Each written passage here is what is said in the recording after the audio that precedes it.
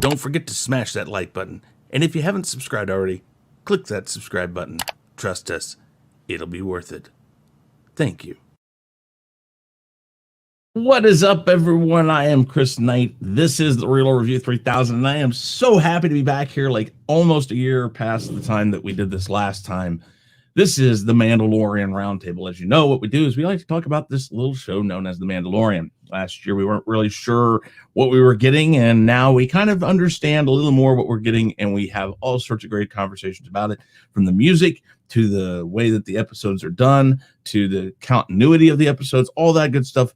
And I could not do this without any of these people that are about ready to be announced. We have some people that aren't going to be able to be here tonight. They will either be rotated in and out or vice versa. It just depends. But first off, I think the guy that I originally pitched the idea to and had him decide to come on was Bear, BearBear Nerd Fun. I believe it was you that I originally pitched this idea to, or you were one of the original people I pitched this idea to. Yeah, me and you were in a group chat that we just started with me and you, and we were having a conversation, and I suggested something, you suggested something, boom, there it went.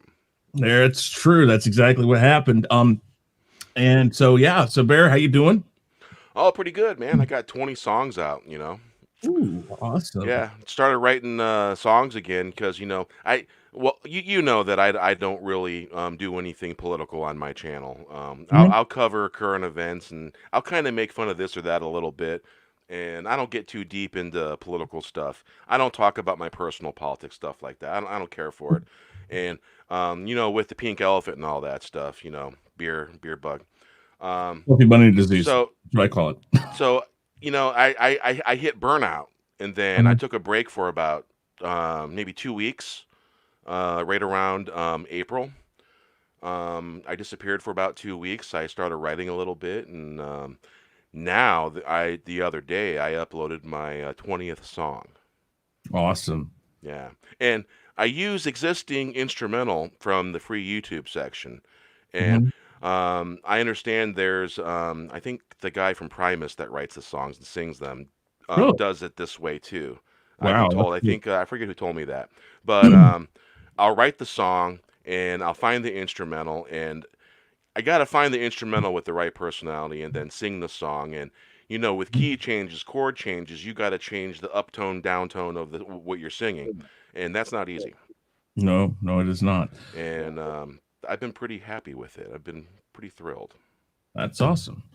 And it gives people hope. It gives people hope, and that's why I do it. That is a great thing that you can offer. That's awesome.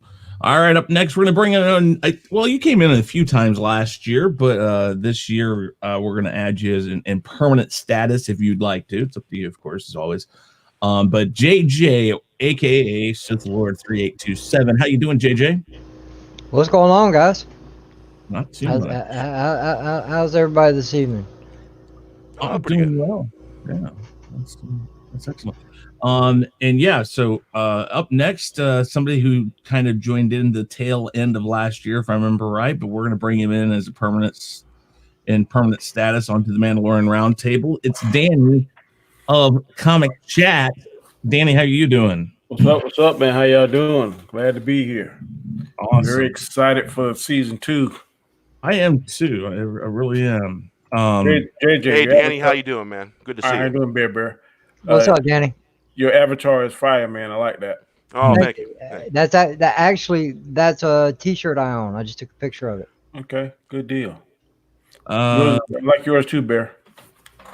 Yeah, believe it or not, that's an actual picture of me that I just yeah, I ran it through a cartoon, and I did a little bit of spritzing with it, with a little bit of blue and a little bit of dark blue, and yeah, that's and it's all you can lay that all the name right there, lay that at the feet of Tyler Mongo, the 4th Wave mascot. Yeah, he called me Ghost Bear, and it kind of stuck. That's nice. All right, and last but not least, hopefully he's back. He did have he was going to run and put a pizza in the oven. So let's see here. Shellback, you here? Hello. How are you? Turtle power. Anyway, Shellback was on the panel last year also. We do have Comix Division coming back this year too. He's not here right now. He couldn't make it today. And then Sporking News Podcast, Scott, and Final Death Star, they plan to, well, I think Scott's going to make most of them. I know Final said it just depends on his schedule and a few other things. But so we got a great panel, as always. Before the end of the show, we make sure, actually, we can do it right now. Let's just go around really quick. You guys tell everybody about yourself. Chris, yes, sir. Yes, sir. Yes, sir. Real quick, though, before we do that,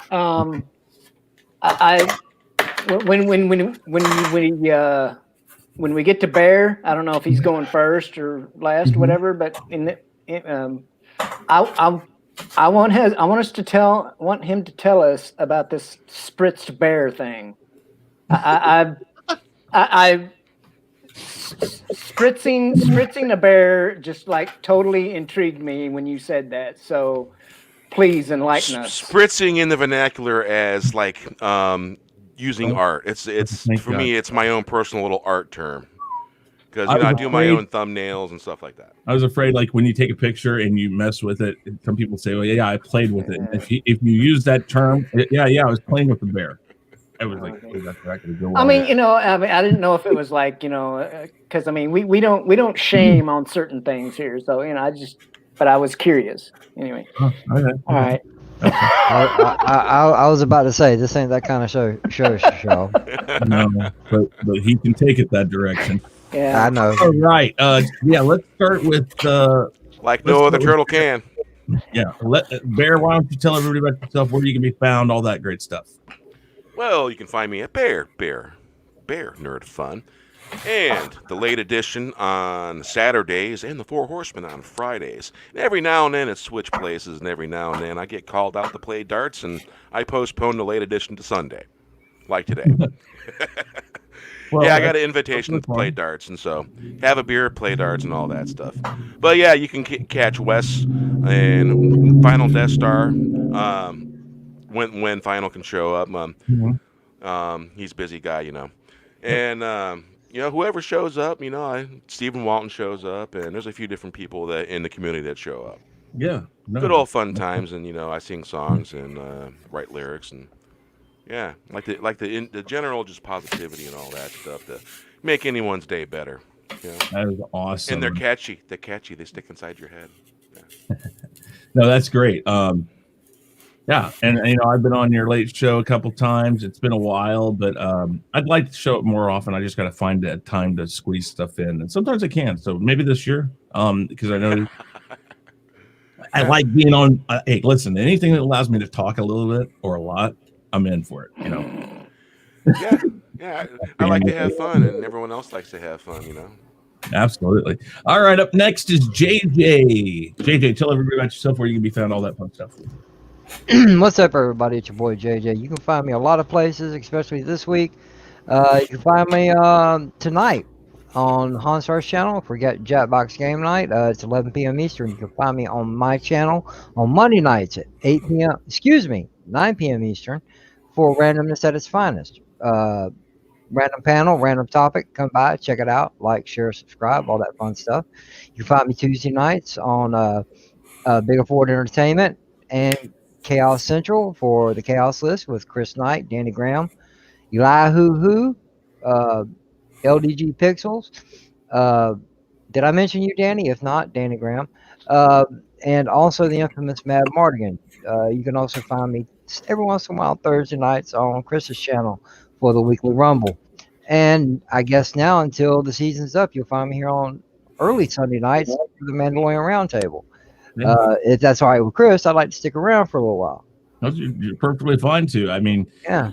I think before we started all this stuff, we're like, you jumping on and doing stuff with the Name That Tune and Jackbox Game Night and all that. I think before you were on occasionally here and there, stream here, stream there. Now we've got like almost 6 days a week, 4 or 5, 3 or 4, maybe more. Well, usually more than that because I'm a night owl. I'm on Jedi Bill 797 show. Yeah, you are.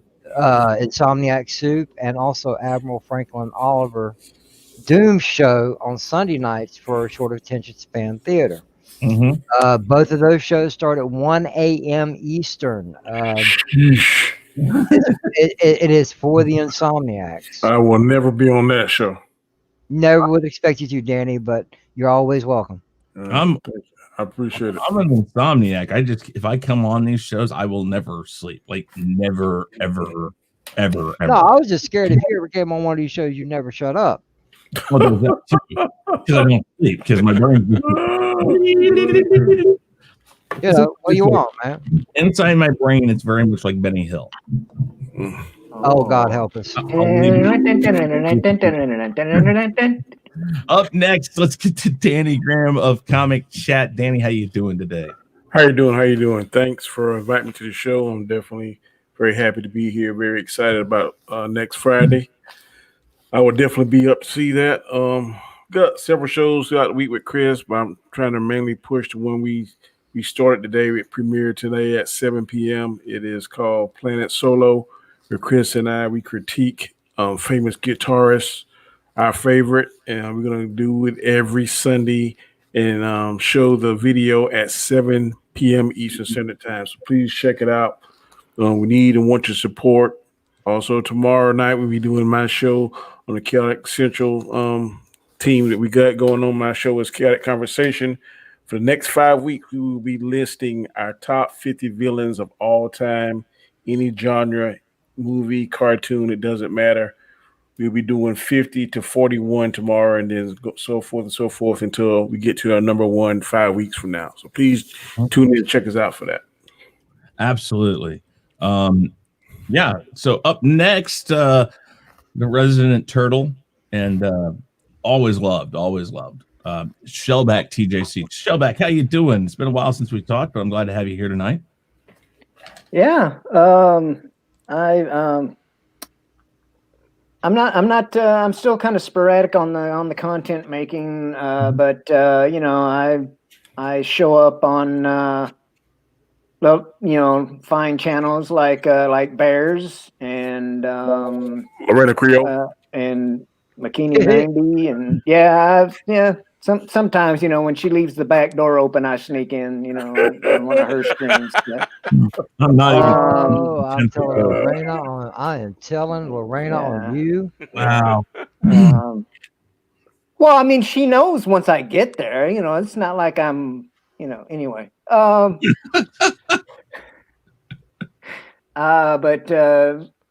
probably my most regular thing in the recent past has been being on the Latino Slant channel on Thursday nights for X-Files. He's whoa! Nobody invited me to that shit. Oh wait, I got a lot of stuff going on Thursday nights. Never mind. Yeah, but yeah, it's like 8 p.m. 8 p.m. Pacific on Thursdays, and we started from the beginning, the pilot of episode 1, and we're like 4 or 5 episodes into it. Mm-hmm. But yeah, it's pretty cool because I mean I watched it from time to time back in the day when it was originally on, but I don't know what else was on that caught my attention more back then. But anyway, so it's basically like I'm watching it for the first time, and it's really cool. It's a super cool show, and anybody that was into it back when it was originally on, I know why now. So, no, I'm currently in season 5, episode 6 of watching like the 10th time through. Yeah. What show is this? The X-Files. Oh, dude, it's a great show. I mean, the two last seasons that they did, I mean, I liked them a lot. I just don't know how they really. I don't know if they really work that well with everything. But yeah, you know what? All right, so guys. Hey, Chris, are you talking about when they brought it back? Yes. For a little bit. Yeah, I was a little mixed about it too. I like it. It feels like X-Files. I just don't know about the whole. I don't like X-Files. No, when they brought it back. Oh, X-Files. Okay, I misunderstood you. I just don't know it. here's the thing. I don't like ever doing. Uh-oh. JJ's stuff got disconnected. He's still here. It just we'll see what happens. They still got Mulder and Scully. Mm-hmm. Yeah. Well, that's what's up, Kai? How you doing? Hey, Kai. Yeah. Okay. So let's. What I was going to say is I don't. Them bringing it back. If you're going to bring it back, you have to find a final spot, like a way to definitely end it. And they just don't do that. And it's like, I hate that. I mean, not saying that a show like that can have a definite ending. It's just my favorite episode on there has always been Toombs. Whenever he comes on there, I always dude, that was a really good episode. Yeah, when Netflix first came on, me and my friends, we'd gather and we'd watch that once a week when it would come on. You know, it was like a thing. And since it's still daylight outside, I can do this without giving Bear the heebie-jeebies. All right, now JJ is back. Since JJ is back, we're gonna go ahead and do. Okay, we're going to. We got 18 people watching. I really appreciate you guys doing this. Thank you for everybody being in the chat. Make sure you smash that like button, hit the bell so you know when we're coming out with good new stuff. And down in the description box, everybody's links are down there. Their YouTube and their Twitter. Follow them on Twitter and go and subscribe to their channels, please. So what we're going to do first, guys, is we're going to, for those of you who may not have seen it, we are going to share. Oops, I got to bring it back up there. Okay. We're going to share the screen. And I have put together all three of the trailers that have been released. There's the teaser trailer first, then it goes to the second trailer, and then it goes to the last trailer that they released. This is for those of you who have not seen it. If you're in the chat and you have not seen this first, this is where you're going to see it now. And then what we're going to do is we're going to talk about what we like about it, what we're thinking about the show going forward into season 2, and same thing we kind of did last year. We're going to theorize first about what's coming up, and then next week when the first episodes out, we can talk a little more in depth about what we saw and if we think it's going in the right direction, what we liked, what we didn't, just like we did last year. Okay, so here we go, guys. This is Chris. Yep. Just like to point out a little feature that StreamYard added. In the yard, you can expand the window. If you hover your mouse over the bottom right corner, you'll see a little broken box. You can click it; it'll expand the window. Oh, yeah, that's just for us. Yeah. Oh, yeah. I noticed that the other day too. So yeah, if you guys would need to make it full screen to see it better, down in the bottom right screen of the video that we're all on, that's how you can expand it. So here we go, guys. The Mandalorian 3 trailers they've released. You have something I want. It will be mine.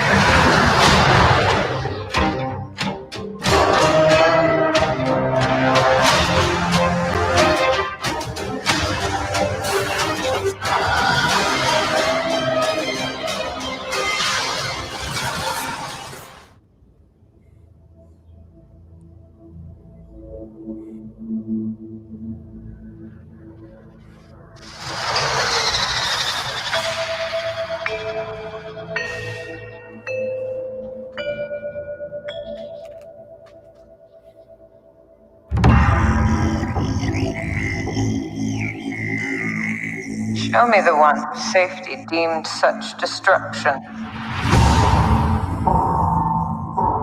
You must reunite it with its own kind. Where? This you must determine. The songs of eons past tell of battles between Mandalore the Great and an order of sorcerers called Jedi. You expect me to search the galaxy and deliver this creature to a race of enemy sorcerers? This is the way.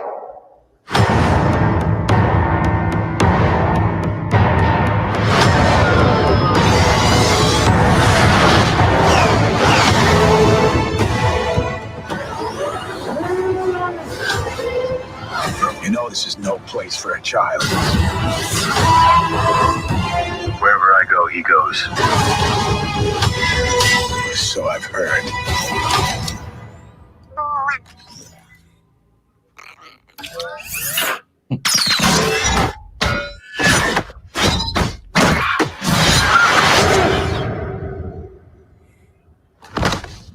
This is the way.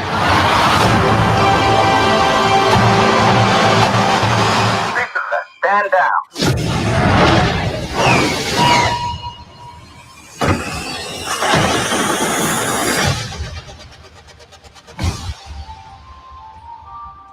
I'm here on business.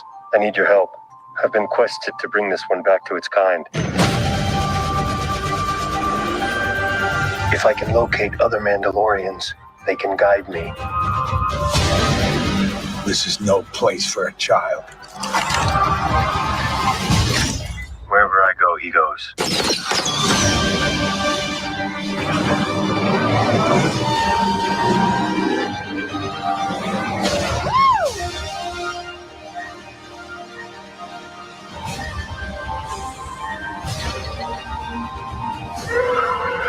Here we go.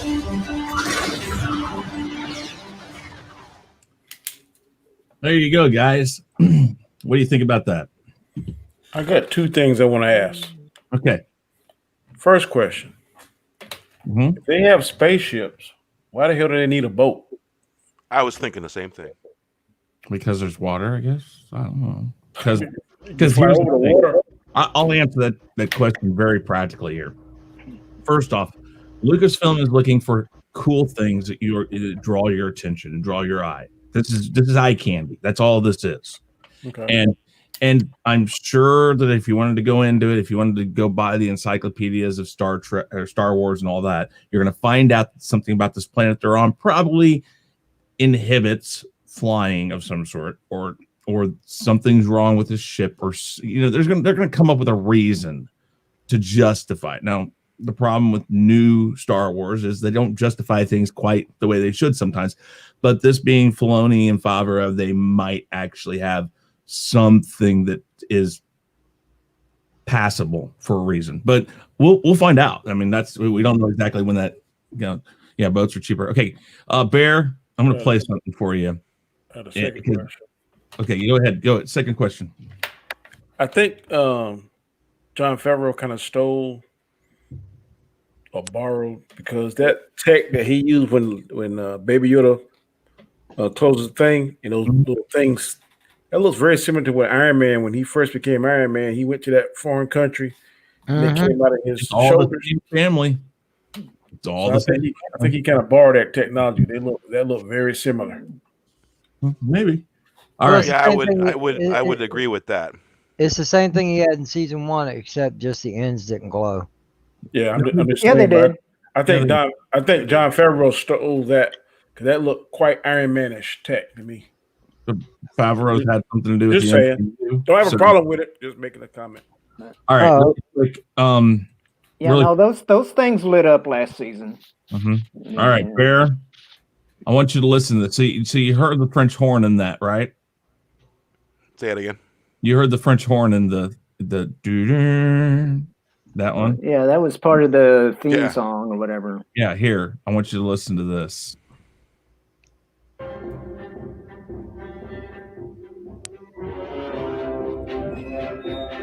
Holy cow. Oh, wait for it. Because you will be like, holy crap. Because this is the same thing with your Rocky last year. Oh, this is Star Trek the Motion Picture. This is the Klingon theme.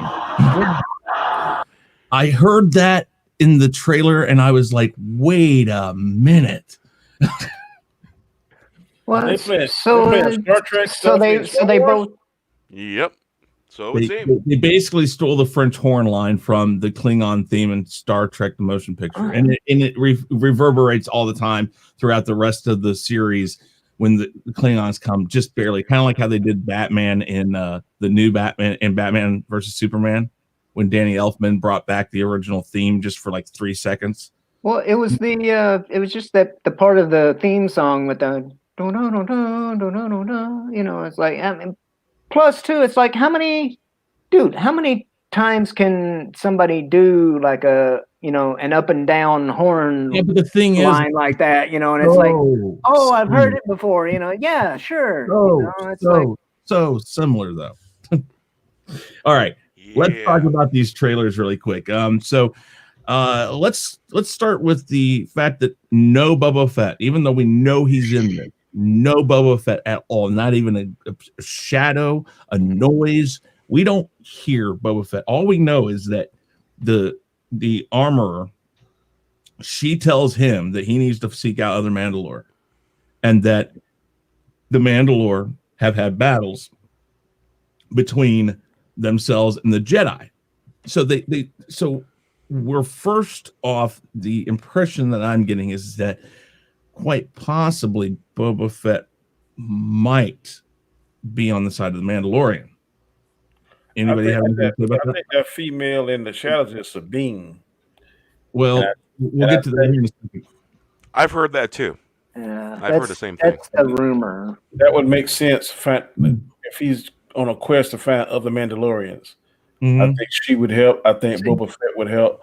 But one thing I'm scared about Boba Fett, I'm scared he might overshadow the Mandalorian because he has such a cult following.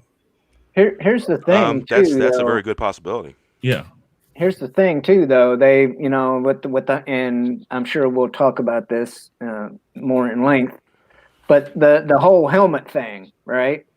Mm-hmm. If that is Sabine, who is a Mandalorian, she's not wearing her helmet. Well, I think it's different rules. Maybe the Mandalorians can take their helmets off, but the younglings who they train, maybe they have a different code or a different set of rules. Well, see, that's what I was thinking. She went through mostly through Rebels without her helmet on. Yeah, but and which that's part of the drama with that we've heard about Pedro Pascal.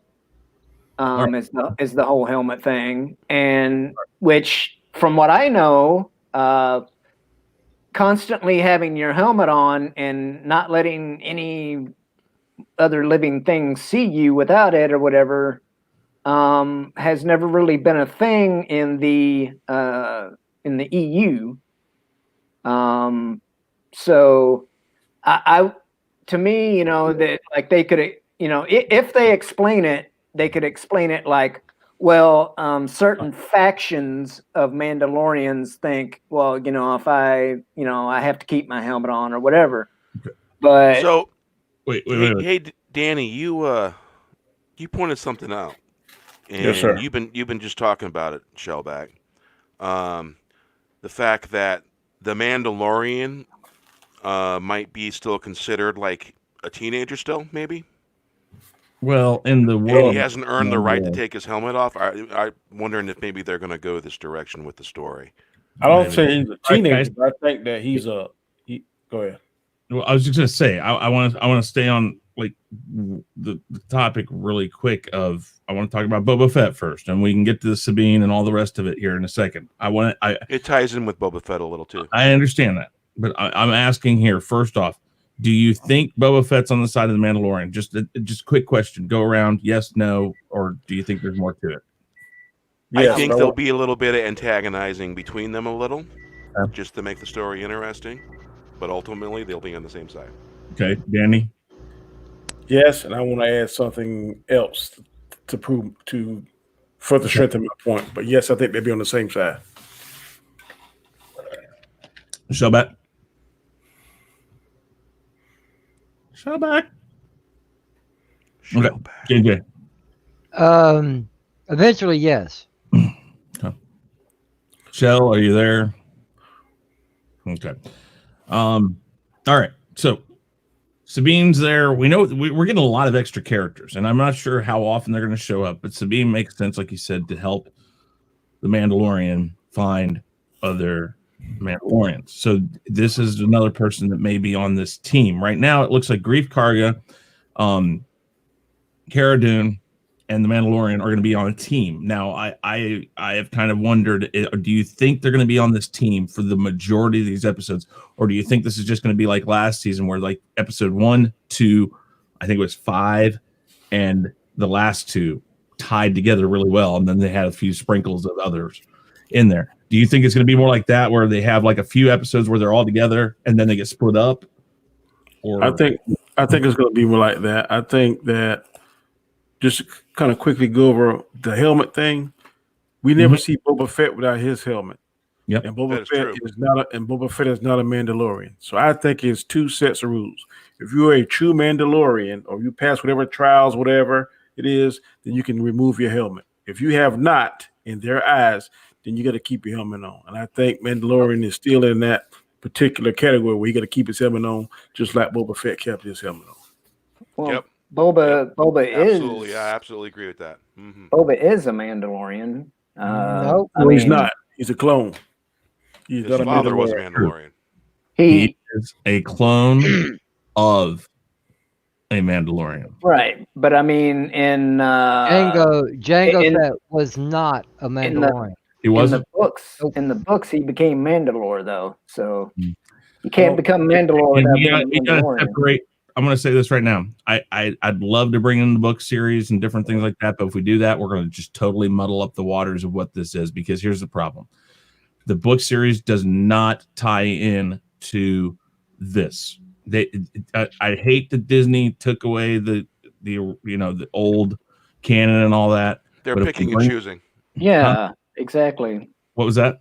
They're picking and choosing. Well, I understand that. From the EU lore. But then we have to just go with exactly the way that they've presented this. Even if they're taking from there, until they present it that way, we cannot speculate, because we don't even know what the hell they're thinking, because they do it at a whim for whatever reason that suits their purposes. I just want to make sure we don't muddle up the waters and go too far into a canon debate here. Here's the thing, like with Jango, right? Whatever. They referenced him in the in the Clone Wars, and the one bureaucrat, whatever he was, I can't think now. But anyway, he was talking to Obi-Wan about him, and the guy's like, "Oh, he's not a Mandalorian," and it's like, and people go, see.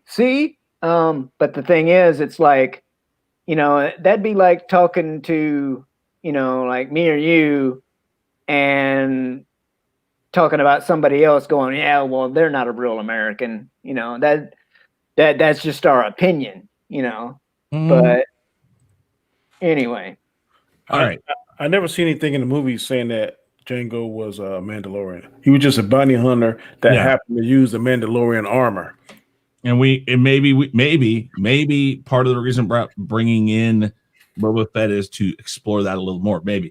Now, I totally agree with you, Danny, that I think it's problematic bringing Boba Fett into this. Now, we'd had some conversation of this last year. Bear, you remember that? JJ probably, Shellback, and Danny, you may have been on the tail end of us bringing this up. That if you bring Boba Fett into this, my problem with that is I believe that Mandalorian at heart was started because they didn't make the Boba Fett movie. I agree. And the first season was bits and pieces of the Mandalorian or the Boba Fett movie. And now by bringing Boba Fett into this, my question is why didn't we start with Boba Fett from the get-go and he was the Mandalorian? Because you could have called the Mandalorian and you could have said this is Boba Fett and we would have all been on board. Now you would have had to show how he got out of the Sarlacc. But the thing is my key problem with Boba Fett coming into this is he can only be, and I won't say a bit part, but he can only be like salt, a sprinkling here, a sprinkling there, and it has to add a lot when he comes in. I got a theory. Yes, go ahead. I think he's going to train the Mandalore. I think he's going to come across as the elder training the younger. Interesting. I think it's going to be like you just said. It's going to be a little bit here, a little bit there, and it's going to be him training him and teaching him what he knows. Right. And it'll be brief. Here's another thing, though. To tie in the show, the movies, whatever, with the books, right? What Favreau's doing. And it ties in with the helmet thing and all that, right? being a Mandalorian isn't like, they're going back to what it was like in the books, with the Mandalorian being a way of life, a lifestyle, not necessarily being born on a certain planet or whatever. A great number of them were wiped out. So Yeah. what you got was you had almost like Jedi, like the Jedi Council. They split up and they went out purposely to reinstate their group and make them strong again. And the only way they could do that was by the outside people. But they set strict standards. Yeah. Well, Again, it goes into the fact that very much so that the reason why he hasn't removed his helmet is maybe there is a very strict standard that says you haven't done this, this, and this yet, so you don't get to. But we are Mandalore. We can. I don't know. I mean, but each time he gets a new piece of armor, that's a stage. Yeah, maybe. Shell, go ahead. Rocket. You can finish up. I'm sorry, I didn't mean to interrupt you, Shell. Oh no, I kind of lost my train of thought. It might come back to me. Okay. But so, Danny, I mean, I'm with you, is that you got to be very, very careful how you use Boba Fett, because if you intended him to be a big part of this, you should have just started with him. Right now, everybody is team Mando. If Boba Fett comes on there, he's going to steal some of that energy, some of that storm, and then especially if they write him, because I like to see when Mando does his badass things like he did in the prison. I'm ready to see how he's going to take on all those people in that boxing arena. That kind of stuff is what builds the lore of Mandalorian. He's like a one-man army. But if they bring Boba on there, they're going to have him do something badass. And if his badass moment is more badass than anything we see from the Mandalorian, I think it's going to steal some of the thunder. So I'll be very, very careful, like you said, on how they use Boba Fett, because for whatever reason, he is a cult god. And he will come in there and squash Mando, who's just now starting. Okay. Theory of mine, and I want to hear what you guys have to say about this. I actually don't think Boba Fett and the Mandalorian are going to be on the same side. I think that there is definite precedent set. Who did Boba Fett work for in the movies that we saw? Darth Vader. He worked for the Empire. He was called on. Jabba. Well, wait. He took him to Jabba. We don't know what his. All we know is that it was a bounty. He moved because that was the reason why he was there with the it was Jabba's bounty. He got a double bill. But here, I want to say something here. Okay, so we know that all of the different bounty hunters that were called by the Empire, he has an attachment to the Empire. We know this. It's precedent set in the movies. I think that Moff Gideon is going to employ the Boba Fett to find the Mandalorian and the child. I think that makes perfect sense to have him be on Moff Gideon's side, because there's established precedents for it. And if they establish somehow that he or somebody in the Empire helped him out of the Sarlacc pit, which I don't know if we're going to see that happen. We're going to totally blow over that. I don't know. But I think that there's more precedent set that he is going to be after him. And the reason why you would hire him is because he is a Mandalore, or he knows their ways, and he can find them because he knows where they're at. That's what I think. Now, what do you guys think about that? I think that if he is loyal to the Empire, then Moff Gideon will get him some kind of way and say, hey, Boba, I need you to do this. So he may befriend Mando. Then at the very end, when Mando fully trusts him, then betray him and does something crazy, and that's how the season goes off. And we'll see we'll see Boba Fett flying back to Moff Gideon, giving him Baby Yoda. So what do you think, Bear? I think it's a possibility. Okay. Definitely. Just because of the history and all that stuff. And bounty hunters have no loyalties. No. And it's also person paying the most. So whether or not, I mean, again, I mean, there's a lot of that going on. JJ, what do you think about that? It's a distinct possibility because Boba Fett's presence has been shown early on. Don't hate guys, but the holiday special, he was working for Vader then. He may not be loyal to the Empire, but he will definitely go where the highest credit is. And at the time, it's the Empire. We just have to wait and see because right now the Empire is fractured. So it's a guessing game. I can't speculate whether he will or not. But it just you put two and two together, it makes sense that he would because of Gideon. If you go on the rumors, there's also talk about Ezra Miller coming back and Sabine, and if that happens, if they come back, then Thrawn can't be too far behind. So if Thrawn comes back, I think Thrawn's going to take over whatever Moff Gideon has done. If in fact the rumors are true. Yeah. So we'll get to new characters here in a minute, but okay. So I mean, we're not really sure, and I think that's kind of the big thing of throwing Boba Fett in this is he is a wild card, and if he's played well, like in a hand of cards, if there is such thing as a wild card, which there isn't in legal gambling, but in backroom gambling, you can have wild cards.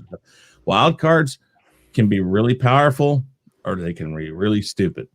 So in the first movie, right? In the first movie, when Luke and Obi-Wan hire Han Solo, right?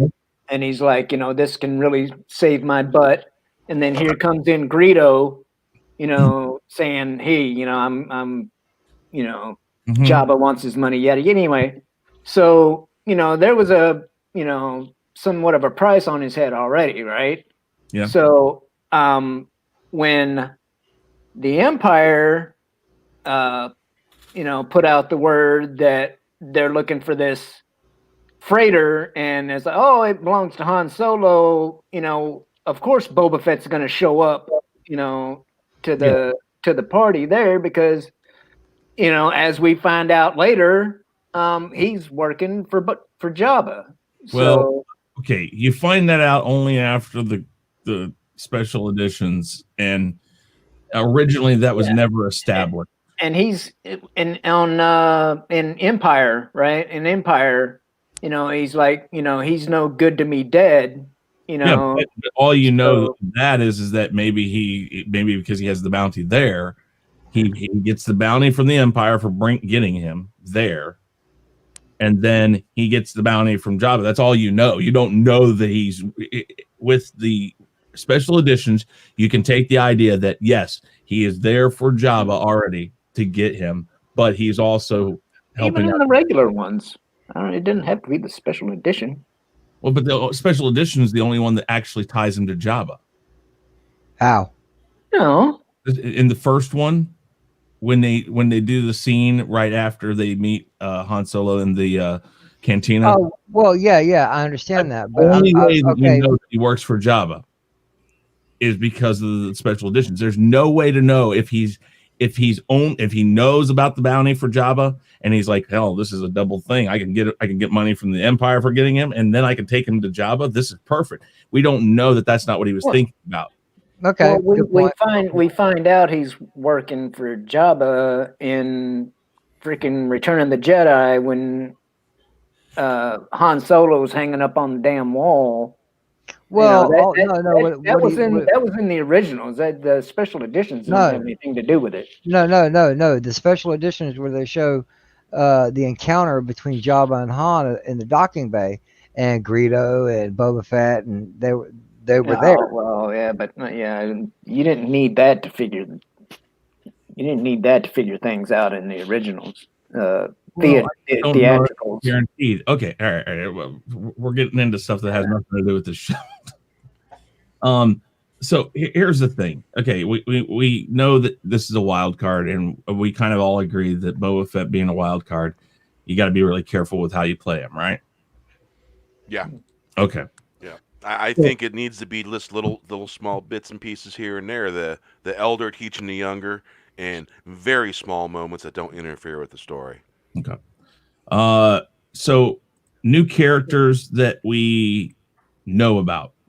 We know now that Ahsoka Tano is going to be played by Rosario Dawson. We know that Kati Sackhoff is going to play Bo-Katan, and Timothy, what is it, Oliphant? Oliphant. Hitman.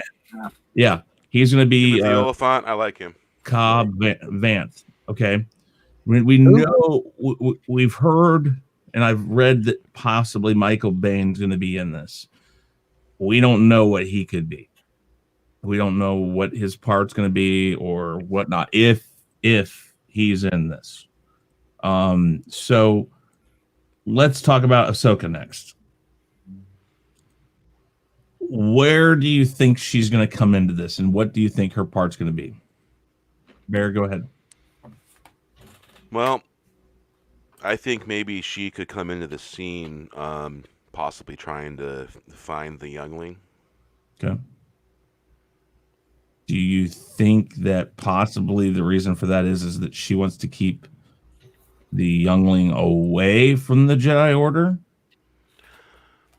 That's a really good question. I think that's a flip of the coin. Okay. It could lean that way. Yeah. Okay. Anybody else? I got a theory. Okay.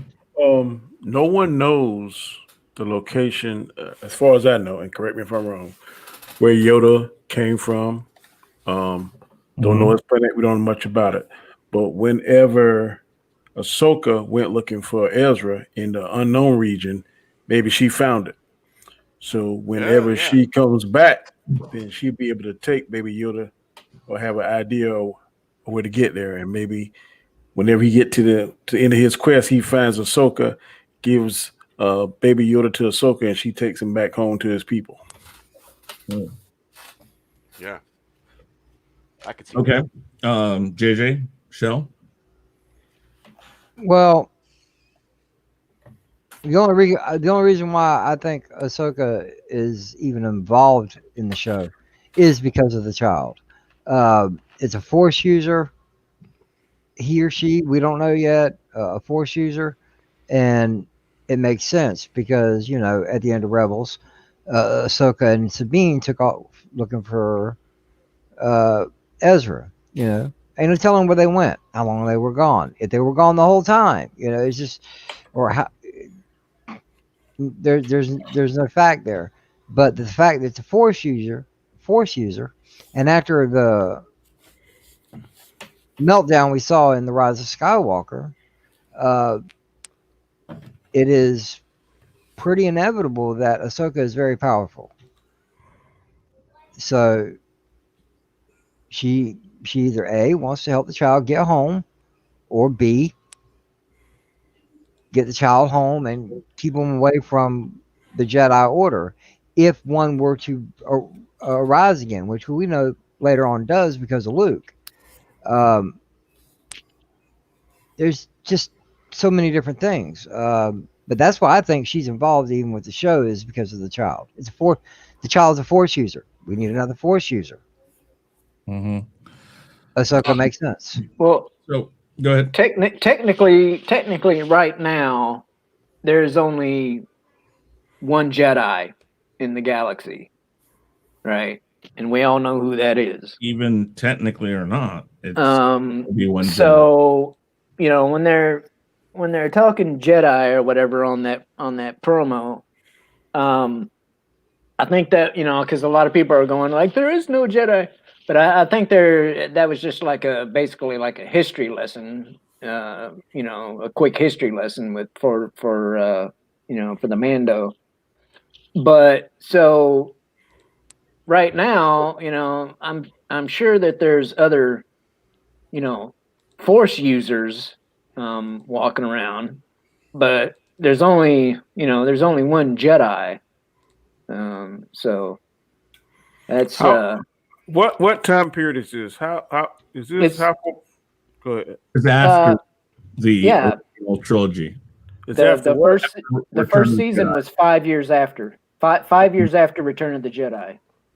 Okay. So. Yeah. So I understand the idea of possibly her returning the child to his species. I just don't know if we're ever going to get there. I'm wondering if Favreau and Filoni are really going to break the one hard thing that Lucas always said, which is he never wanted anybody to know about where Yoda came from, what his species was, and all that. And it wasn't like he totally ignored the species because we had a couple times when we saw other species that were the same. It was just never discussed. I'm wondering. Well, George just said a lot of things. Yeah, but here's the thing. These are people who really do kind of hold the things that George said somewhat dear. I'm not saying that that's going to be the be all end all and that's where it's going to go. I'm just wondering what do you think? Do you guys want to know about the species, or are you fine with it being left ambiguous? I want to know. I've always, I was gonna say, I've always kind of wanted to know about Yoda's species. What's it going to add to it? I want to know whether or not it's a whole planet of them, of people, or is it one or two at a time? Because the only two that I know of is Yaddle, and Yoda. Yeah. So are they the only two, whatever they are, and then they mate, and then they child have one, or I don't know how that. I want to know how that product is. It something that they only have one every something because they live to be 800-900 years old. So if they live to be that long, then why have we only seen one or two in the whole lifespan of the Star Wars? The only two I know of is Yoda and Yaddle. So if it's a whole planet of those people living that old, why haven't anyone come across them? What if they're from a different galaxy? And that's where I say Ahsoka comes in at, because she and Sabine went off into the unknown region, and they may have run across Yoda's planet.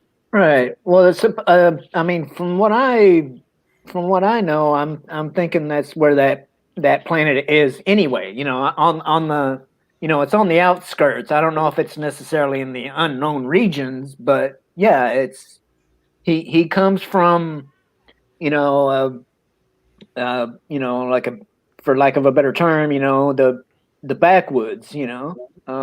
So, but yeah, I mean, I would think that there's, I don't know if there's a whole planet of them, or if they're, you know, just like concentrated, like say on one continent of one planet, or what. But you know, it's like, yeah, you're, you know, when you live to be like, you know, 800 or 900 years old, you're not going to be like settling down to have a family until you're like a, you know, 200 or 300 years old already. So. JJ, Bear, what do you guys think? Do you want to know, or are you okay with the ambiguity? I think if they go about it in a very mysterious way, and kind of tease us a bit here and there about it, and then reveal where it's at, and then leave the name of it maybe in their language, it never translates because no one's ever heard that word, and we know what it is in Yoda's language, but not basic. And I think if they were to go about it that way, put a lot of mystery behind it, and basically they find it and they get told by the people there that we got to take this stuff out of your nav. You can't know where this place is. Well, I think if they were to go about it like that, I think it could be interesting. Yeah. JJ? Well, seeing how Yoda's species has always been such a big mystery, and you know, and they teased it at the end of season 1. Oh, let's go find out. You know, let's go find where this child belongs. Let's go find his people, or its people. I don't believe we're going to see it in season 2, and which I'm actually happy for. I like the ambiguity of it. It's Thank you. know, if they drag it on and you know, it gives us a possible hope for more seasons. Maybe that's where the eventual end up of the show may be. Oh yeah, he finally gets him home, but that also requires the child to be at Mando's side from here on out.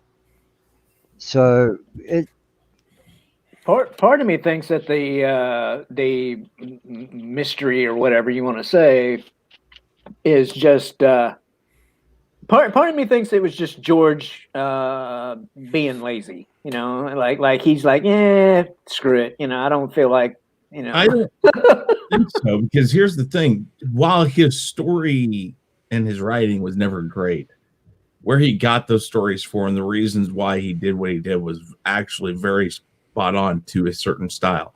And you always had the mystic wise one that you never knew where he came. Think of it almost like Gandalf. Do you know anything about Gandalf other than that he's a wizard and that, you know, people know him? Do you know much about Gandalf? I've heard a few things actually, but you've heard a few things, but there's never in the books anything that absolutely is concrete. And they never try to make it concrete. He's in 4 damn books. And never do you find out exactly much about Gandalf. We don't even know how he became, he starts off as Gandalf the Grey and then becomes Gandalf the White. We don't even really know how that was possible. He tells the story, but it still isn't absolutely a definite. These things are core values of, I won't say just fantasy, but lore. And to go and dive into and try to dissect this part of the lore could really damage what has been in Star Wars for a long time.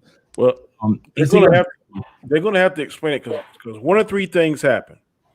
Either somebody went to that planet and kidnapped that child, their parents got killed or something on some kind of mission, and the Empire got their hands on the child, or they clone one of those species.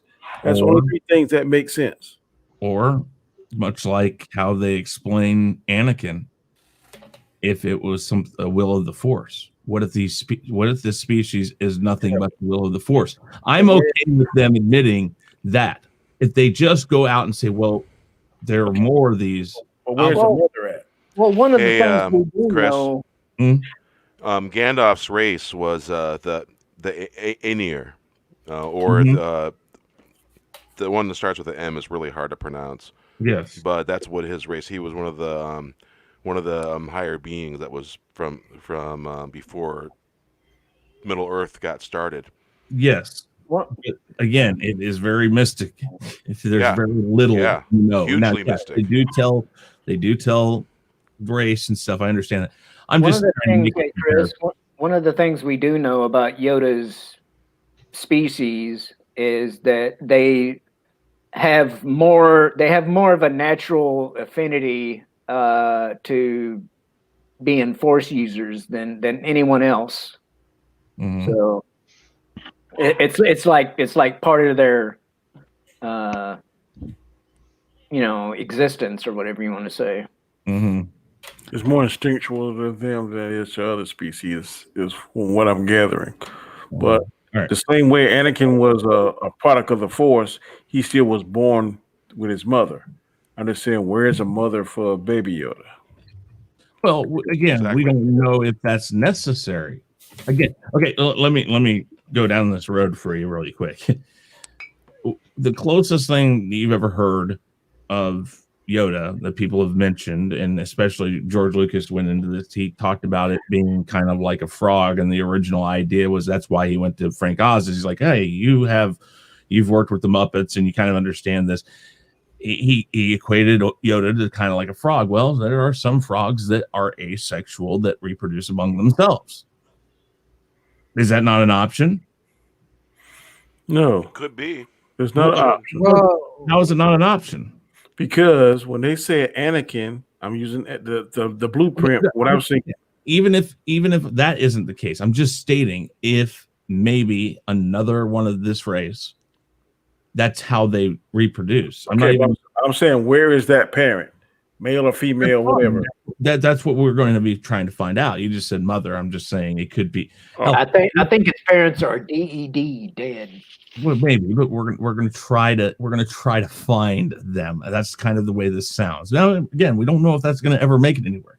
Let me ask you this. Okay, so we know Thrawn is running around somewhere in this, probably in the unknown region. Yes, we know that Ahsoka is here still. Sabine, a lot of these people we've seen in Clone Wars, in Rebels.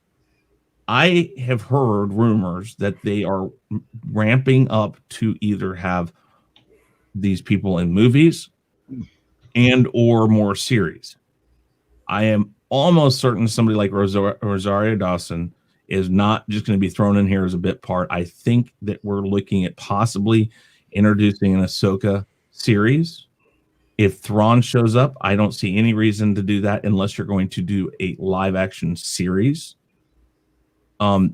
These are certain things that I think that this year, the amount of new people in it, I think is their attempt to, first off, establish these characters in the live action universe, which it doesn't matter because they've said that the cartoon and the live action universe are canon if it's on the screen. They've said that.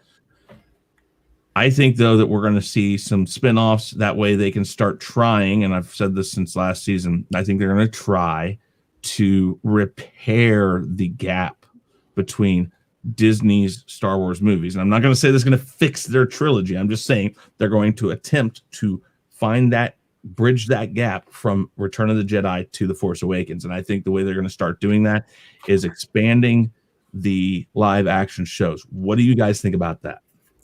I agree with that 1,000%. I think if they start doing shows that's going to interest the people, the Mandalorian is just a gauge, and right now people are excited about it. I think if it's exciting and they do a good story, then it might, like you say, spit off to Ahsoka. It might do a Obi-Wan. It might do a Boba Fett. And if those are received good, then they can build up to going back to the big screen. So I think taking this step back with the current crisis we're going through now, where they really can't do a big screen movie, I think this is a step in the right direction. Well, from what I've heard, this season is gonna be like the springboard or whatever for like 2 or 3 other series. And that's kind of what I've heard. And I'm just gauging what you guys think too. Shell, you got anything more on that? I mean, from what I know so far, like my guesstimations would be like an Ahsoka and Sabine show, and let's see, I don't know right now who else they could spin off actually, but I don't want to blow up Chris's head anymore, but I got to give him this compliment. He had an excellent idea. I wish somebody from Star Wars would listen to him. If they would do like one season of a Jedi, pick any Jedi who you want to do from the Old Republic, whatever, and show his story, whatever, and make it climactic, whatever. And however you're going to do it, the next season they do a Sith and call it Jedi and Sith. I think that is an excellent idea. If they could do that, I think that would pique the interest and kind of do that maybe back and forth for 3 or 4 seasons, and then build up to a big screen movie. Just call it simply like that, Jedi, Sith, or Dark and Light, or whatever you want to do it. I would definitely click on to see that. wow, Danny, thanks a lot. Just when we got his ego under control, you got to go and do something like that. Well, all right, Chris, do the voice. Thank you, Danny. That helped a lot. Oh, God. No, sorry. Okay, so my thought process of that was primarily this. It expands the lore, and it then takes us into all this stuff. Okay, if we're talking that the next movies, which a lot of people are still talking about, this could be the Old Republic. We want to go back. We want to go backwards and find out about these Sith characters. That's a lot to add into movies. Same thing with older Jedis. That's a lot to add into movies. Even if you just spend one episode that's an hour long on these, at least it gives you some insight into it. Or, like I said before, like Danny was mentioning, first season of Sith, and you call it, Star Wars Sith or Star Wars The Sith, and then it's this season is going to be called, Darth Plagueis. Then you go to another one, and it's Qui-Gon Jinn on the Jedi side, or whatever. You can name any of them. The really important ones that you are going to have in your next movies. Think about it now. This is the chance to rebuild Star Wars from what happened in the trilogy. And The Mandalorian is a good stepping stone. I don't know if it's the foundation yet, but it can build into a foundation. Yeah. And as long as they don't go and flush it down the toilet, and people like Favreau and Filoni, which I will agree with anybody out there that wants to argue at this point, that they are not the greatest people for straightforward following the mechanics of Star Wars and all the rules of Star Wars, but they're the closest and best thing you have right now. Actually, Favreau's more, he's more, as we say down south, he's more bitter than Filoni. Yeah, I don't know about that. And I've been like a Filoni defender, right? And to like a lot of the the EU people, who are like, oh, he ruined the the Mandalorians and whatnot, yada yada. And right. But I actually think that the only reason I honestly, because a couple of things I've seen since the first season or whatever, on Filoni, I think the only reason that The Mandalorian has been as good as it has been is because of Favreau. Maybe. But I want to answer that too about he ruined the Mandalore and all that stuff. Let's be honest. There's a fine line to walk here. You have new fans. Okay, let's not deny the fact that the new trilogy, for whatever it is, has brought new fans to Star Wars. It has. Whether or not you like it or not, it has brought new fans. So Filoni and Favreau are tasked with this. Let's get the old fans back on board, but let's not totally forget about the new fans. We have to find this medium where they like it and the old fans like it. You're going to have some people that are never going to be happy. You're going to have those EU hardcore people that are like Bible thumpers from the the South and the Midwest that are going to be, no, this is not how it is. This is not how it is. I don't like it. It doesn't exist. Da, da, da, da. You're going to have this, but that's very few and far between. Extremists on both sides exist, and if they're not happy, that doesn't mean that the majority of people can't be happy. Right. This is the first time this conversation that we have every week is the closest thing we have to old Star Wars. And yet this is Disney Star Wars, folks. Let's not deny that. This is not Lucas might have his little, he might have a his voice might be in Favreau or Filoni's ear. Yeah. But he has no say on what Disney says to do with this. No. Finally, you have come to see what I've been saying for years. Danny, I've never been against you on what you say. I am just trying to. I am a person who believes in canon, and I don't like what Disney has done. But the truth of the matter is that yes, we can't deny that Disney's going to just go forward, and no matter what we believe, that's what they do. Well, as far as the new Mandalorians, that they had in Clone Wars and Rebels, right?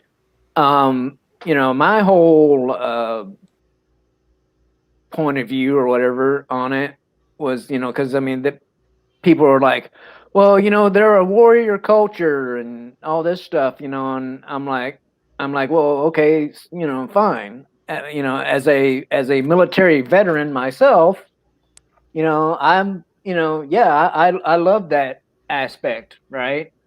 But the thing is, it's like, that's not all I want to be, or that I would want,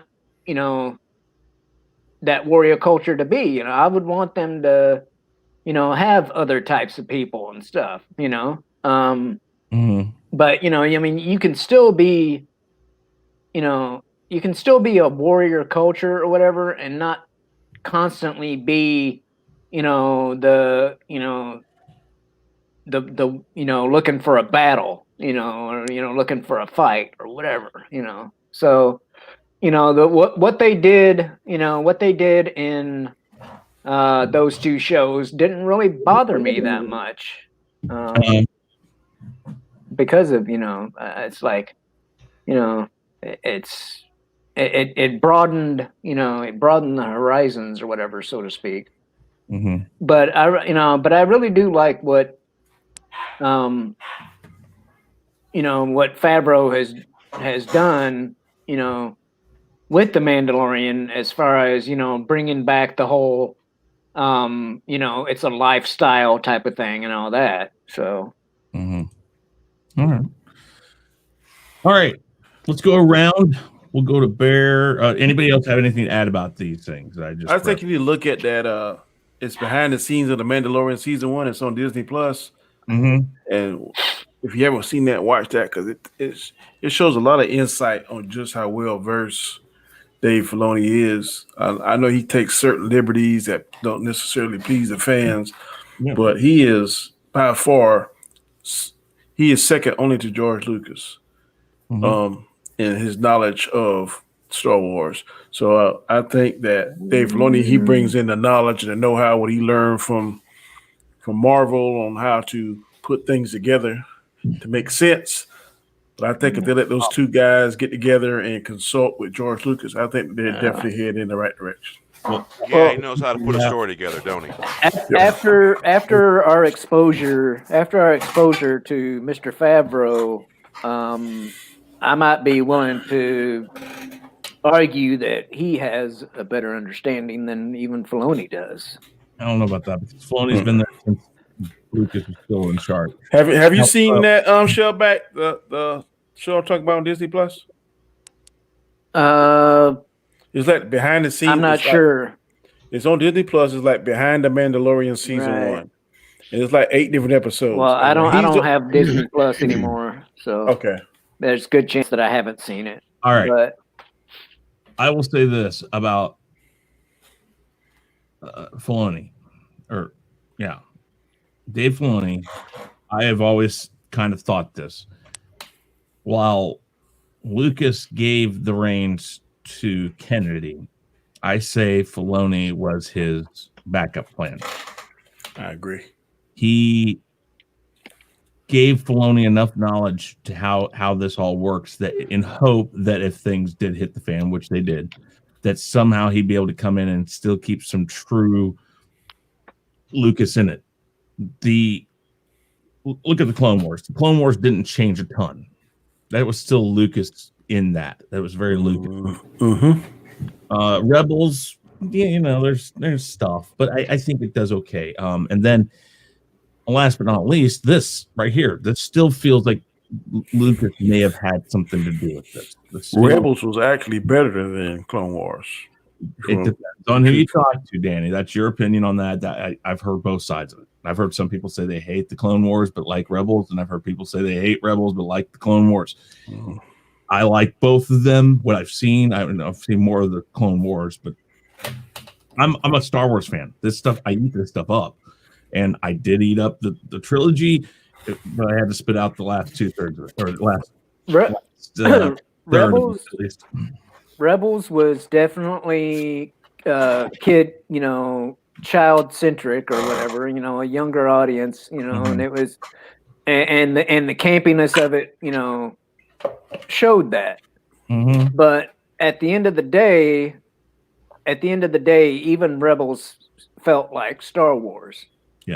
So that's where it gets its pass, from me. All right. JJ, you have anything else there? Nothing? No, not at the moment. No. This is all just speculation and talk and that's absolutely and whatnot. It's just from what I've seen and what I speculate. You can't really go by much. Until we just have to wait till Friday. That's true. All right. What we're going to do now is much like what we kind of did last season. At the end of the episode, we're going to go around and don't take forever, but get to your point. But we're going to let you talk a little bit more about your speculation, what you think you're going to see this season, and we're going to give you each your time. So let's start with Bear. Bear, go ahead. What do you think we're going to get out of this season? Where do you think do you think we're going to end up in the right direction? I mean, things like that. Just give us your speculation on this season. Well, I'm looking forward to the little grains of salt here and there of Boba Fett in the story. I'm looking forward to Ahsoka's story, and I want to really be surprised about a good story. That's kind of what I want, and I'm hoping that they do it in that story form way that I like. You know, all the journey that they go through. I want to see all of that, and I'm hoping to see that. Okay. Very good. Danny. Yes, sir. What do I want to see? I just want to be entertained. I agree with Bear. I would like to see some Ahsoka. I don't necessarily have to see Boba Fett. I'm just not Boba Fett crazy like some fans are. I don't hate him, but I don't necessarily have to see him in this particular show. I like the Mando character. I like the Baby Yoda character, the direction they're going. So as long as they just keep it making sense, don't get too crazy, make the show entertaining. I'll definitely support it. I gave the first season a B+, so I want to give this season an A. Yeah, definitely. JJ. Well, I want to see a lot of things in this upcoming season, but primarily, season 1 of The Mandalorian was a test run. Let's see if we can do a live action Star Wars TV series. They pulled it off, and quite successfully, I think. Season 2 is now another test run. For Ahsoka. Hey, is there going to be a Ahsoka show? Is there going to be Ahsoka and Sabine?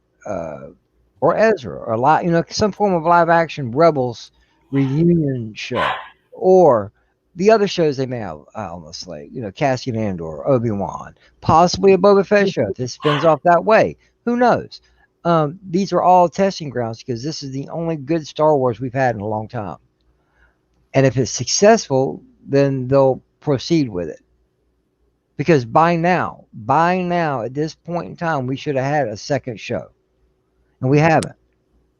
Regardless of the fluffy bunny disease or whatever, it doesn't matter. We should have had a second show by now. And I have to echo Danny on this. I want to be entertained. I want to be able to watch this and love this show. I love season 1. I want to watch this and love it just as much. Very good. Very good. And last but not least, the token turtle, the TT on the Mandalorian Roundtable. TT. Wow. Shellback. I just hope it's centered more or enough, whatever, around the Mandalorian, to where people, more people start referring to it as the Mandalorian show, instead of the Baby Yoda show, like a lot of people were doing.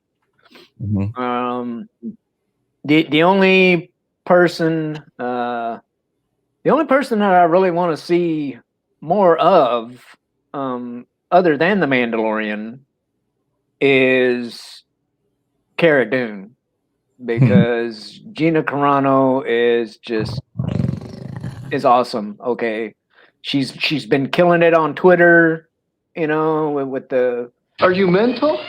With the trolls and whatnot. So, Swing. Yeah. Sorry. No, I totally agree with you. She is a total swing. Yeah. Yeah. So I just hope it's I just hope it's the Mandalorian show, or or like it, it gives off more of that vibe, because it was just annoying, people refer to it as the Baby Yoda show, because that's all right. He kind of stole it, but I still think he's cute, and I loved it when he was eating the frogs. So yeah, you and You and Scott are gonna have your typical fight about Baby Yoda. Yeah. Yeah, so I'm with you guys. Let's get entertained. I was entertained by last season. There were parts I was like, yeah, okay. I mean, some of the series didn't match and didn't fit in totally with the whole dynamic of it, but I was not turned off. There was nothing that didn't work. They worked within themselves as a series, and there was enough connecting episodes that it kept you interested in it.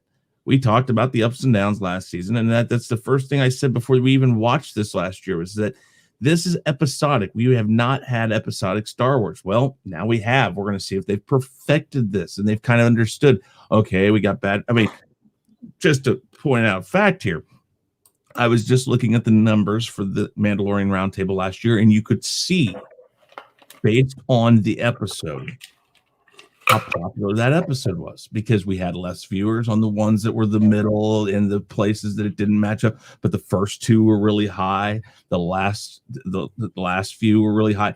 You could definitely see where people were interested in this.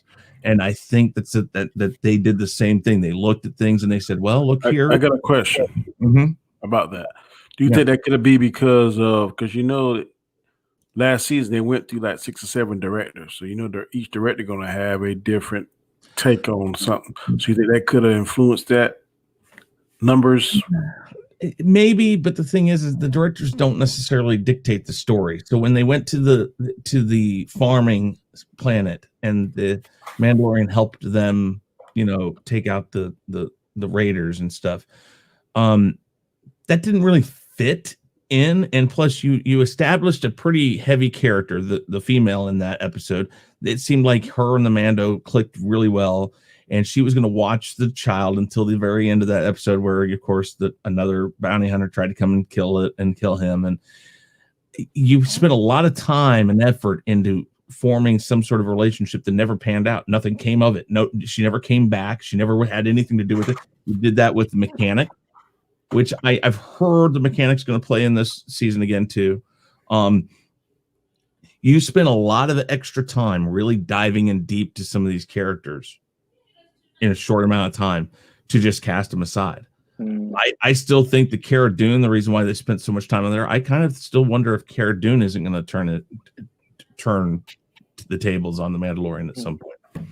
And Greef Karga could do it again. We don't know. There's a lot of flipping and flopping that could happen, but I think a lot of it was more story. And if they stay centric to the storyline, if they're going to find out if the story, the full big picture, they're going to say is that we're looking for the child and its race, and we have to find the Jedi, and you have to find more Mandalorian. If we get an episode where they're in a jail in space again, that has nothing to do with that, I thought that was one of the better episodes. I didn't mind that episode because it showed how badass Mando was. Yeah, fine, but it had nothing to do with what we had to do. It had nothing to do with it. It went nowhere with anything. It was a side job for money. They needed money, so he took a side job. But it did not further him any, because he all he did actually was not just for money. It was he landed, and this because he thought he could be safe there, and this guy said, "Hey, we need you," and he went. It maybe didn't further the story, but it built up the character development of Mando. We learned his past, what happened, what was going on. We learned more character development about Mando, the main character. And I did say that about it. It might be didn't propel the story, but it still. But it's pulled back a layer about Mando down. When you listen, if we're talking about the Mandalorian become a 20 episode season, fine, you can have those episodes. But when you're doing eight episodes a season, you have to stay on task. You have to stay on the story. You can afford one filler episode. I believe they had at least three that I can count. I had to go back and watch it again. They had three. That the farming. Yes, you added a character. I understand. I am totally on board with the Cara Dune character being added, but we didn't know that right offhand, and you could have done that in any other episode, and you could have done a lot more with that episode than they did. there were just certain things. And I'm not saying that it was bad. I'm just saying this is and JJ put it right where it's at. That was a test. That was, how do we do this? How do we get through this? Can we string 8 episodes together to make sense? And they did. In the end, it all worked out. Can we go around the panel and see what everybody grade they gave the first season? I already did a B+. I can look it up. I'm talking about on the panel. Oh yeah, but I think everybody that's on here, except for maybe JJ, but JJ, you might have been here at the last season. I don't know. I have it. I mean, go ahead though. I mean, I'm just curious. On a 1 to 10, I think I gave it a 7. I was talking about letter grade.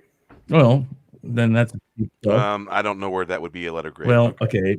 Someone do the math for me. F. Okay, a D- would be a 1. D would be 2. D+ would be 3. 4, 5, and 6 would be C-, C. Well, stars wise, basically 7 out of 10 stars.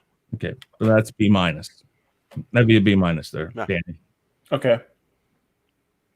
And you said B+. Yeah, I give it a B+. Shell. I don't know. I mean, I'd say it was at least a B student. You know. Okay. JJ. Excuse me. Sorry. You're muted. All right, let's try that again. I'm quite gracious with it. I give it an A-. Yes. Okay. Good. What'd you give it? I gave it a solid B. Okay. But the thing is I gave it a solid B because of, like I just said, there were certain episodes. While yes, I liked them, I'm sitting there going like, if we're only doing 8, we need to stay very much on task with where we're going, what we're doing. Because And I agree with you on that, Chris, because to me, I loved almost the entirety of season 1, even the prison barge scene, episode. Oh yeah. But I could have done without that Jawa crap. yeah, and also here's the thing: you talk about how badass he is. He didn't, not that you have to, but it looked like he killed 2 or 3 people in that, and then they were all alive at the end. It's like, it was kind of continuity wise was really kind of what the hell just happened and why. I mean, but again, I liked them all. Bill Burr was excellent in that though. Yeah. Burr. That's besides. And I think actually I'll tell you this: it was really important to have Bill Burr in an episode because of his political stance and stuff. I'll just say that I don't like being, I don't want to be left or right. I am very much in the middle, and adding something like that just does show that Disney or somebody said, we can have a controversial guy in here and it'll make it. I just want to say that. Okay, so let's go ahead and wrap this up for this week. We're going to be back next Sunday, 7 p.m. or Central Standard Time, 8 p.m. Eastern, 5 p.m. Pacific, and 6 Mountain. So every Sunday. So every Friday morning, early is when these are going to get released. Please, if you want to watch them and then come and see what we have to say about it. But we will have time to watch it then and talk about it. So let's go around the board and talk about our channels one more time. We'll start with you, JJ, this time. Tell everybody about yourself, where you can be found, and all that great stuff. No, before I get started, I got a question for Bear, real quick. You talking about join you after the show? Talking about Stargate. Is this a new series? No, SG1. You put SGF1. I was just curious. Where you see that at? You typed SGF1 in the first. You said late edition. Oh, it might have been a typo. Yeah, it was probably a typo because the second. I was just making sure. I'm like, ooh, is this a new one? What? Yeah, there is an F in there, huh? I'm just pulling your chain, bro. Oh, thanks for letting me know. What's up, everybody? It's your boy. It's it's not in the original title, so it must have been one of my typos when I was sharing out the link. That's cool. No, it in the chat you put it. Yeah, in the chat. Yeah. In the chat, I'm like, yeah. All right, cool. What's up, everybody? It's your boy JJ. Like I said earlier, you can find me a lot of everywhere. Mainly, you can find me on my channel on Monday nights at 9 p.m. Eastern for randomness at its finest. Random panel, random topic. Come come by, check it out, like, share, subscribe, all that great stuff that goes with it. You can also find me on Twitter at SithLord3827. You know, because sometimes I tweet, sometimes I retweet, sometimes I don't. It's a lottery. Come check it out. Thanks for having me on, Chris. No problem. Appreciate it, man. Always welcome. Next, Shellback TJC, our resident turtle in chief. Go ahead and tell everybody about yourself, Shellback. You can find me here on YouTube and the Twitters under Shellback TJC. I'm just here and there right now. So, you know, like I said, I've been on Bear's channel and Latino Slant's channel, and Wes Moody. So, you know, go check them guys out. Indeed. Don't forget to go over there though and sub to Shellback. He's a great guy, and the content he does have. Yeah. I love your content though. When you do put out content, it's great stuff. It's funny and well thought out. So yeah, check Shellback out, guys. Danny. I am Danny, aka Comment Chat. I have several shows on the channel. One I'm just now started today. Very proud of. My newest baby is Planet Solo, starring me and Chris. We are critiquing famous guitarists who we enjoy, who we love. Some a lot I don't know, a lot he knows, but we're going to try and do different guitarists every week. It'll be showing on Sunday nights at 7 p.m. Eastern Standard Time. It was pre-recorded earlier that day, and then we released it at 7 p.m. So please try and catch it, support it. Tomorrow, I'll be on my show along with Chris, several others, Nzo, the Chaotic Conversation. We'll be doing our top 50 villains of all time, any genre, DC, Marvel, live action, any movie. If it's a villain, if you like it, put it on your list. We'll be doing 50 to 41 tomorrow, and then 10 each week until we get down to number 1. So if you're not doing anything, please catch us on Monday nights, 9 p.m. Eastern Standard Time. Also, on Saturdays, we have a show called Square One Sports Show. Talk football, boxing, and basketball. Mainly now because basketball is over, football and boxing. Please catch us. It's very entertaining. Thanks, Chris, for inviting me. Not a problem.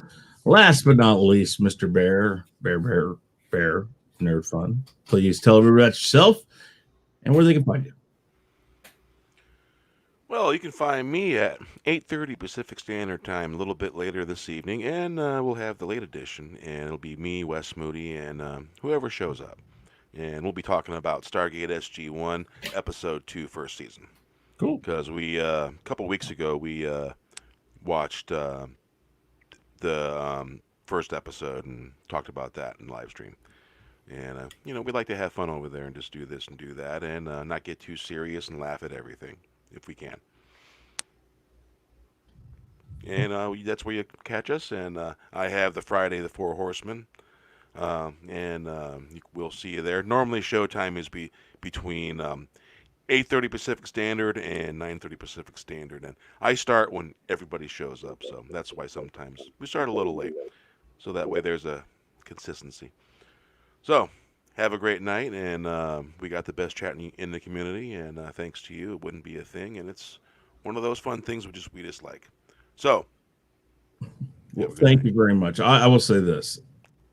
Like so many other things in this community, the Phantom Menace, the Phantom Collective, Comicsgate, War Campaign, any of these things, a lot of this stuff starts out from discussion within and chats and things like that, and it builds into something more. And so while I might have thrown out the idea, Bear, you, Shell, Comix Division, a lot of us just kind of said, hey, yeah, let's do this. And I'll say this. It worked really well and came on really strong. And I think because of the Mandalorian and the fact that, again, a lot of us can talk about it, even those of us that don't like Disney, Star Wars and stuff. It is kind of a hub for us all to discuss Star Wars the way we used to. So, right. You know, so that was the thing. But all of you, go ahead. Dandelion Fluff It wouldn't be it would be like a rock and roll playing, and it would be warp speed taking off. Yeah, there we go. I have to agree with her. You do sound like a pilot though, coming through that speaker. I've been told I got a nice radio voice. Yeah. And years.